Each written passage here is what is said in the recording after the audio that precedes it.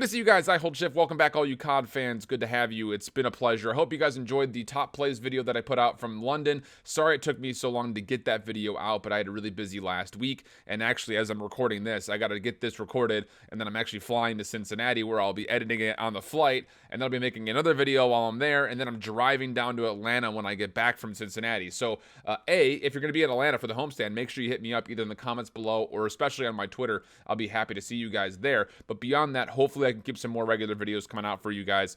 So hopefully you enjoyed this. Let's dig right in to the 12th spot. Again, this is a tough one for me to kind of comment on because we haven't seen this team play since Minnesota, but when we did, they didn't look very good. Optic Gaming LA, they did take Paris to 5, and maybe now you look back on that and you say, oh, okay, they took Paris to 5, and Paris is currently looking pretty good since they just finished top 4 when it came down to London. Yeah, but that was one of the sloppiest Modern Warfare sets I think that we've had so far in the CDL. So I'm not really feeling very good about Optic Gaming, not only because they've got a lot of work to do, but they're also in a weapon meta that I don't think favors their current composition. Yeah, maybe we're going to probably see them pull out a second M4 now, but look at the pool they're in coming into London. Or coming into Atlanta, rather, I should say. They've got Atlanta first, and then they'll take the loser of London and Florida.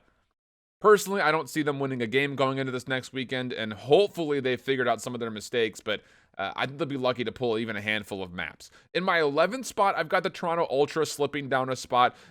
Again, Toronto just looked okay, generally speaking. They are the worst team in hardpoint when it comes down to it, at a minus 35 differential when it comes to points for versus against.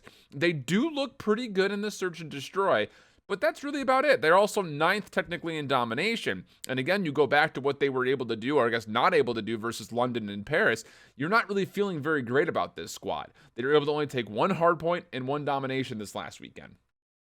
Not very good. And let's be candid, both of those games were relatively close. 250-180 against Paris on the Gunrunner hardpoint, and then 209-173 against London on the Dom, also on Gunrunner. So not the biggest score lines in the world, but again, I didn't really feel much confidence coming out of this team. They did lose both of their search and destroys. They were kind of close. So that's really the only thing this team has going for them. And again, not winning either of those, you just don't feel very good about your chances if you're a Toronto Ultra fan currently.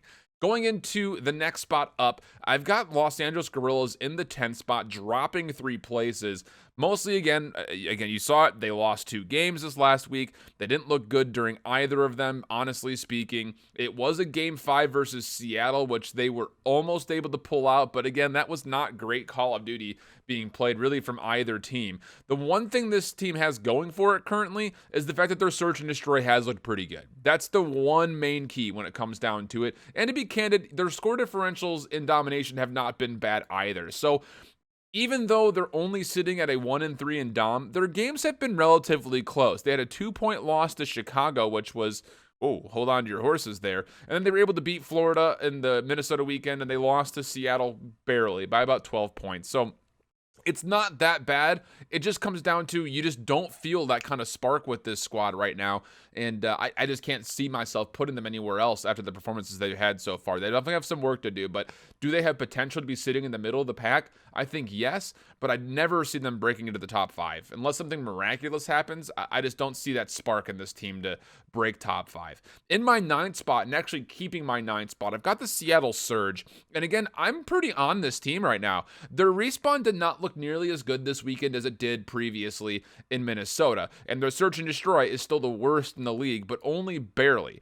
For Seattle, you'd had a really tough go of it because you'd played Dallas twice, and the fact that they were able to even take a map off of Dallas makes you feel pretty good, and it was a domination. And then, but again, you take a look at what they did against LAG. It was a very close win on the hard point that they won, a close loss as well, 2 round 11s, and then about a 12-point game or so when it came down to the domination. But the cool thing here is the fact that they played Dallas relatively close as well. A round 11 search and destroy that honestly they should have won. They only lost the domination by 5 points in the first go of it, and they only lost the Gunrunner hardpoint the first time up by 1 rotation, 1 hill.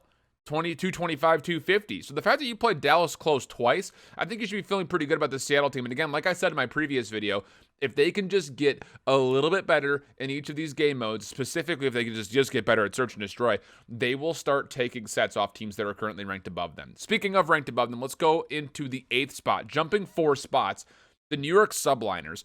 This team looked so much better, mostly because everybody was participating. Weird when accuracy starts to actually look like he knows how to play the game. Zuma looked a little bit better, but still was, I think, probably the weakest link on the team this week. Between him and Zero, Attach and Temp also had pretty big weeks, but the unfortunate thing for New York, they were only able to beat Paris the first time around, and it was a little bit closer than I think they would have liked in a couple of maps, but they really would have loved to have had that London Royal Ravens setback again. It went to 5. Not quite able to close it out. 2 S&Ds that went past round 10. The only big real blowout that they had was when they played Azir Cave Hardpoint, and then the Domination. Again, they're very hot and cold when it comes to the Dom. Again, this is a team on Hackney Yard Dom that beat the Atlanta FaZe 201-136. So the fact that you lost to London 152 to 202 makes you wonder a bit what's going on with New York. But I think we start to saw some signs of life from this team and signs of what this potential of this roster could look like. So very happy with what New York was able to offer. Excited to see them kind of move up a little bit further potentially as they go on. They will have the week off, keep in mind, going into Atlanta. Going into my 7th spot to round out my bottom 6, I've got the Florida Mutineers. They technically move up a spot simply because of the fact that LAG moved down. But this team, again, they're going into a very interesting pool where they play London first, and then if they win that game, they'll play Atlanta. If they lose that game, they'll likely play OGLA, which you figure they'll probably win that. So there will likely be potential for a rematch somewhere in there, I think, versus London in one way or another, which will be interesting because, well, you'll see why in a minute. I don't want to give it away. But going into this team specifically for Florida, I feel like you're feeling pretty good about there being double M4s being used a lot more often, especially when you've got Skies and Mox who like to run the double ARs more often than most teams. I think that could give a lot of favor to this squad. Again, though, both the games they've played so far went game 5. They were able to beat Seattle Surge, again, barely, and then they were able to not quite take down LAG, again, just barely losing. I think in round 11 was that game in the Search and Destroy for map number 5. Going into my 6th spot, this is what I was talking about when I said I was interested to see what the matchup would be like if Florida plays London twice, because in my 6th spot and just keeping the spot is the London Royal Ravens. Now, I will say that I want to put this team higher, but I think based off the results we saw, I didn't necessarily feel like I really could commit to putting them another spot higher. I'll talk about that here in a minute. They played Dallas very, very close. And honestly speaking, if Wuskin is able to connect for more than just hit markers on a couple of those snipes at Piccadilly, this could have been the other way around. The problem was they got smacked on the Domination, and their loss on the Hackney Yard Hardpoint was also not extremely encouraging, looking at how they rotated around the map. First time they had played Hackney Yard when it came down to CDL Hardpoint, did not look very great there, but again, it is what it is because it is Hackney Yard. You go to this team, and they look very solid across the board, and I think all instances of just stats alone, I would put this team in the 5th spot, but it came down to simple looks. They're going to have a chance to play up against likely Florida twice this upcoming weekend. And if they're able to take that, I would feel much better about this team being a top 5 squad. Also, there's the potential of them matching up against the Atlanta FaZe if they beat Florida the first time around. If they lose, you figure they'll probably meet Florida to figure out who gets out of the group and who doesn't. But it's an interesting pool for London. I don't think anyone's going to have a problem with Optic Gaming LA.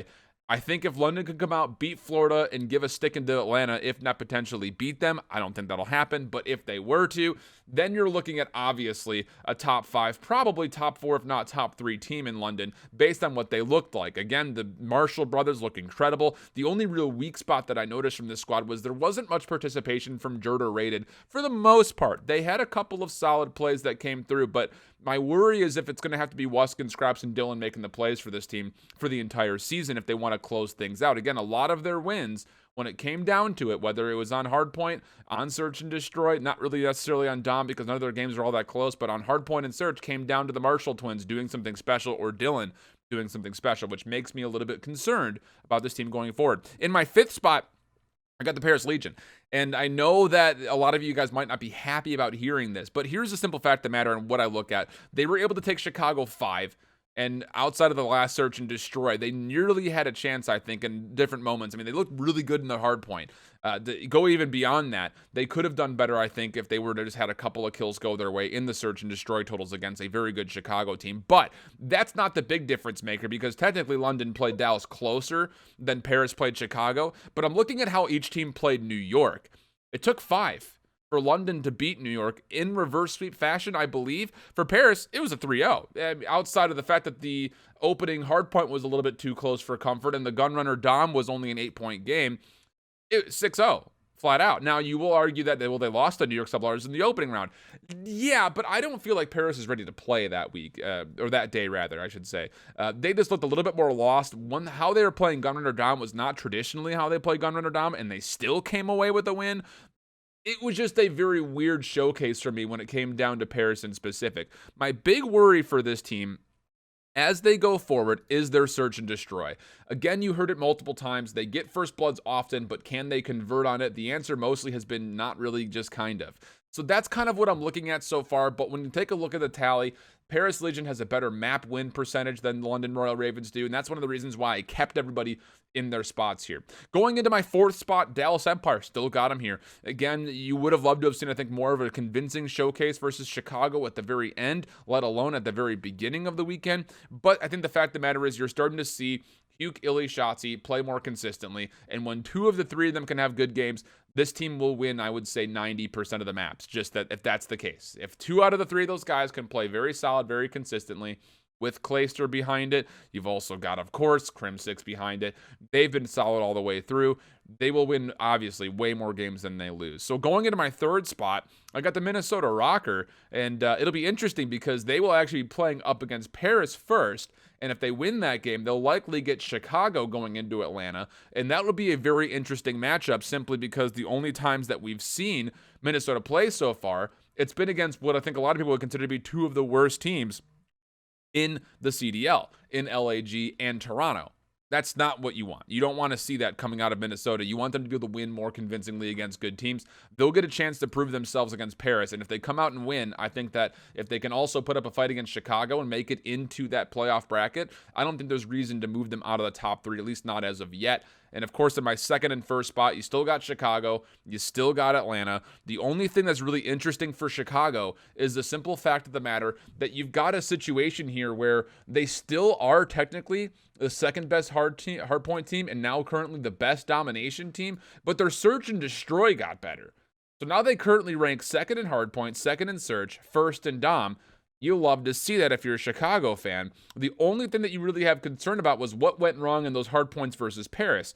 Because honestly speaking, it looked like there should have been a lot of moments in there that they should have just ran away with the game, but couldn't quite close out this Paris squad as they kept coming back against them. Simple fact of the matter is they only lost 3 total maps across a total of 4 games that they played, and against very good opponents. They got Dallas twice, and they had Paris just the once, and then LAG, okay, whatever. And then, of course, you got Atlanta in first still. Excited to see what these guys have to bring. Again, I think they definitely have the harder group here, with London and Florida being better contestants, I think, generally speaking, and maybe not. Hard to say, I guess. I think both groups are actually pretty well balanced now that I'm looking at them again. But they'll get OGLA first, should be an easy 3-0 for them, and they'll get either London or Florida. Again, I don't anticipate them having problems with either of those teams, so hopefully we'll get an Atlanta versus Chicago in the grand finals. That's, I think, everyone's crossing their fingers for. That's what I'm tuning in for, and that's what I'll be cheering my lungs out for at Atlanta. Hopefully we'll get to see it, and maybe we'll have our first swap up at the top when it comes to our power rankings here on the channel. Hope you guys enjoyed it. Let me know what you think about my rankings and your rankings down in the comments below. And again, if you're going to Atlanta, make sure you hit me up. I'd love to see you guys out there. Until the next time, hope you guys keep holding it down. Later. Bye-bye.